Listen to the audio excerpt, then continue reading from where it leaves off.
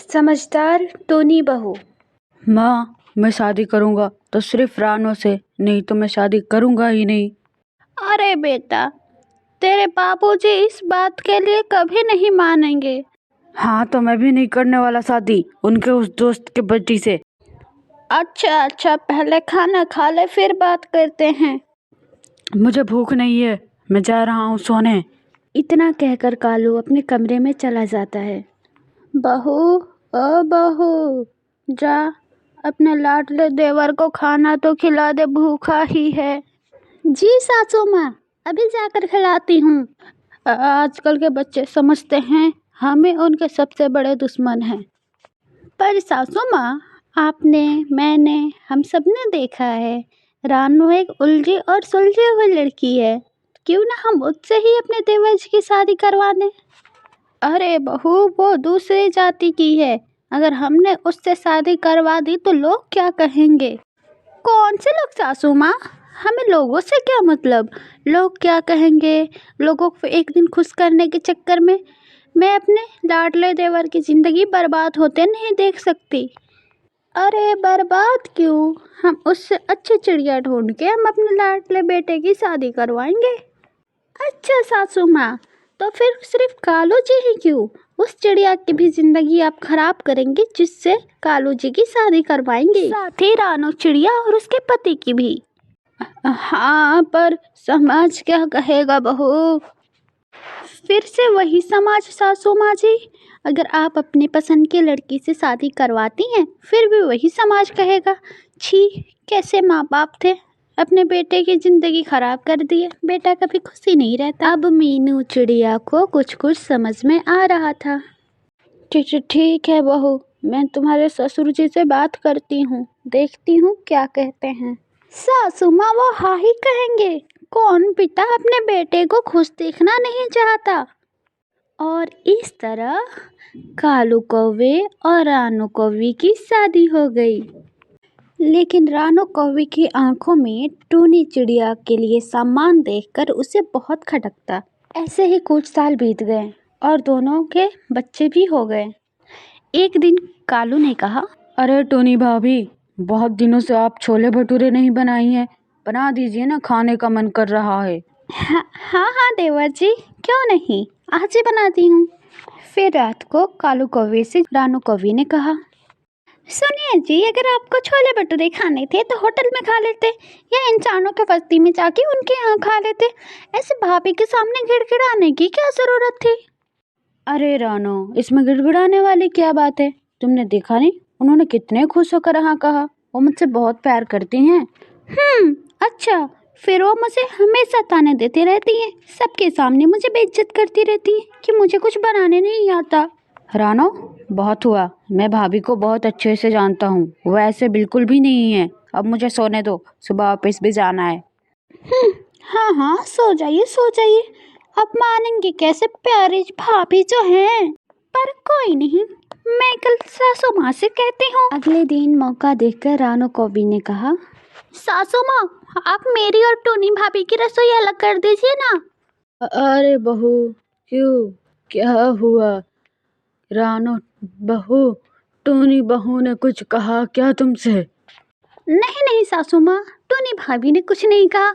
अब आप ही बताओ, मैं पूरे दिन काम में लगी रहती हूँ और थोड़ी सी आके हाथ बटा देती हैं तो पूरा क्रेडिट वही ले जाती है। यहाँ तक कि कालू कौवे जी को भी लगता है कि भाभी सबसे अच्छा खाना बनाती है, मैं तो कुछ करती ही नहीं हूँ। अरे बहू, इसमें गलत क्या है, बताओ। टूनी बहू तुम्हारा कितना साथ देती है, अपने शादी से यहाँ तक की सफर याद करो, यहाँ तक कि कालू कौवे से तुम्हारी शादी टूनी बहू के जिद से ही हुई है। हाँ सासू माँ, उन्होंने बहुत एहसान किया है मुझ पे, लेकिन अब मैं अपने ऊपर उनका और एहसान नहीं लाद सकती, इसीलिए रसोइया अलग तो करनी पड़ेगी। ठीक है बहू, जैसी तुम्हारी मर्जी, लेकिन मैं सुबह का खाना और तुम्हारे ससुर जी टूनी बहू के यहाँ ही खाएंगे, शाम का खाना हम तुम्हारे यहाँ खा लेंगे। उसके बाद टूनी चिड़िया और रानू कौवी की रसोई अलग अलग हो गई। उसके बाद टूनी चिड़िया बर्तन धुलने और झाड़ू पोछा के लिए बाई लगा ली और टूनी चिड़िया रोज नए नए खाना बनाती। टूनी चिड़िया खुद भी साफ सफाई से रहती और बच्चों को भी साफ सफाई से रखती। और इधर रानो कौवी की हर काम आधे अधूरे रहते। खाने में दूध ब्रेड दाल अचार दाल चावल ही रहते, बस कुछ कुछ ही सामान रहते। अरे टूनी भाभी का तो घर बड़ा साफ सुथरा दिख रहा है। अब मेरा तो झाड़ू पोछा बर्तन सब करना है। मैं भी कुछ कितनी बिखरी हुई हूँ, क्या करूँ, इतना सारा काम अकेले कैसे करूँ। अरे अभी शाम को भी खाना बनानी है, काम करती हूँ, सासू माँ से बात करती हूँ। फिर कुछ देर बाद रानो कौवी, देखिए ना सासू माँ, शाम को सिर्फ आपके लिए और ससुर जी के लिए खाना बनानी पड़ती है मुझे, नहीं तो कालू जी और मेरे बच्चे तो ऐसे खिचड़ी भी खा कर रह जाते। आप ही बताइए, मैं तो बना ही नहीं पा रही खाना। इतना सुनकर टूनी चिड़िया बोली, सासू माँ शाम को दोनों टाइम मुझे खाना बनाना ही पड़ता है, क्यों ना आप दोनों मेरे यहाँ भी खा लें शाम को। वैसे भी 4 रोटियाँ सेक दूंगी और तो क्या हो जाएगा। हाँ हाँ ठीक है बहू, जैसी तुम्हारी मर्जी। उसके बाद घर के सभी लोग टूनी चिड़िया के यहाँ ही खाना खाने लगे, यहाँ तक कि रानो कौवी के बेटा भी।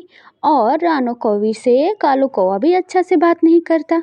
उसके बाद रानो कौवी अपने सासू माँ से बात की, सासू माँ मैं पहले जितना काम ही नहीं कर पाती हूँ, पहले से तो बहुत कम काम है, फिर भी मैं ठीक से काम नहीं कर पाती हूँ, ये ऐसा क्यों।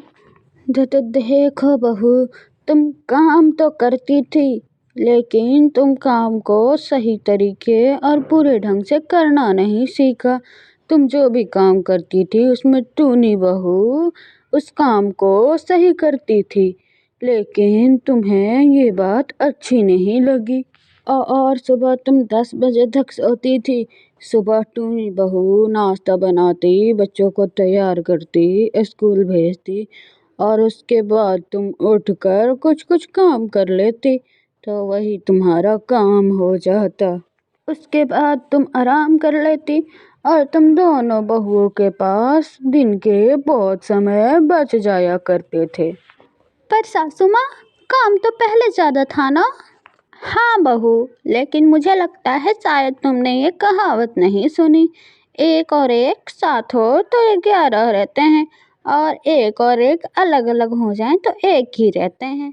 रानो को अपनी गलती समझ आ गई थी और उलझे हुए चेहरों के साथ उसने पूछा, सासू माँ अब कुछ नहीं हो सकता क्या।